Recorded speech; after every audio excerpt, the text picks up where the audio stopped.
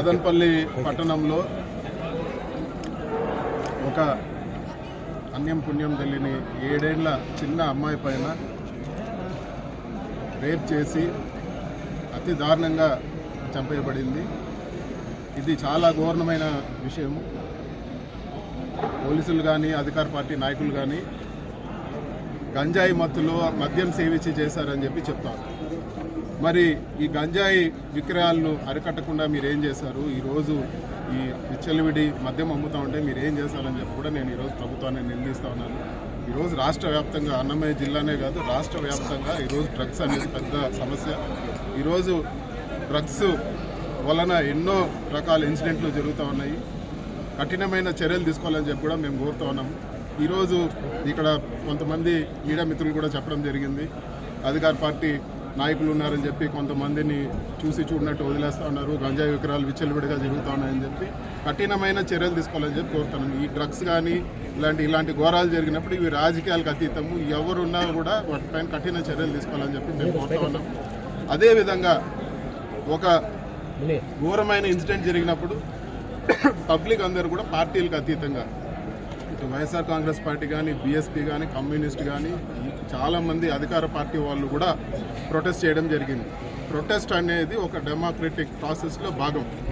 వాళ్ళ నిరసన తెలియజేసేది ప్రతి ఒక్కరి హక్కు. అది అన్యాయం జరిగినప్పుడు ఖచ్చితంగా ప్రజలు ప్రశ్నిస్తారు. దానిపైన కేసులు పెట్టడం దారుణం అని చెప్పి కూడా నేను పోలీస్ డిపార్ట్మెంట్కి తెలియజేస్తా ఉన్నాను. ఈ కేసులన్నీ కూడా ఈ రాజకీయాలకు సంబంధం లేదు, ఇవన్నీ కూడా ఉపసంహరించాలని చెప్పి కూడా నేను కోరుతా ఉన్నాను. మీరు కేసులు పెట్టాల్సింది గంజాయి అమ్మే వాళ్ళ గురించి, గంజాయి అమ్మే వాళ్ళపైన, డ్రగ్స్ అమ్మే వాళ్ళపైన, విచ్చలవిడిగా మద్యం అమ్మే వాళ్ళపైన మీరు కేసులు పెట్టాలని చెప్పి కూడా నేను డిమాండ్ చేస్తూ ఉన్నాను.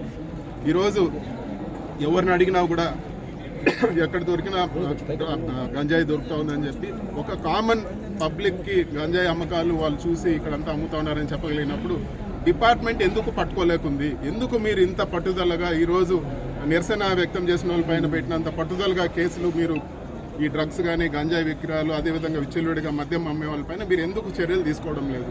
కఠినమైన చర్యలు తీసుకోవాలి. అటు అధికార పక్షంలో సంబంధాలు ఉన్నా కూడా వాళ్ళందరినీ కూడా లోపలేయాలని చెప్పి మేము ఖచ్చితంగా డిమాండ్ చేస్తూ ఉన్నాము. అదేవిధంగా ఈ కుటుంబానికి ఎవరైతే ఈ అమ్మాయి చనిపోయిందో వాళ్ళ తల్లిదండ్రులకు ఆర్థిక సాయం చేయాలని చెప్పి కూడా మేము కోరుతా ఉన్నాము. 25 లక్షలు వెంటనే సాయం చేయాలి. చాలామంది ఫోన్లో వాళ్ళని పరామర్శించడం జరిగింది. ఇవన్నీ పరామర్శలు చేసినా కూడా ఆర్థిక సాయం 25 లక్షలు ఖచ్చితంగా చేయాలని చెప్పి మేము డిమాండ్ చేస్తున్నాం. తక్షణమే చేయాలా. అదేవిధంగా మదనపల్లి వైఎస్ఆర్ కాంగ్రెస్ పార్టీ తరఫున అటు తిప్పారెడ్డి గారు కానీ, నిసార్ అహ్మద్ గారు కానీ బాలిక తల్లిదండ్రులు కలిసి ఆర్థిక సాయం చేసేదానికి కూడా మేము ఒక నిర్ణయం తీసుకున్నాము.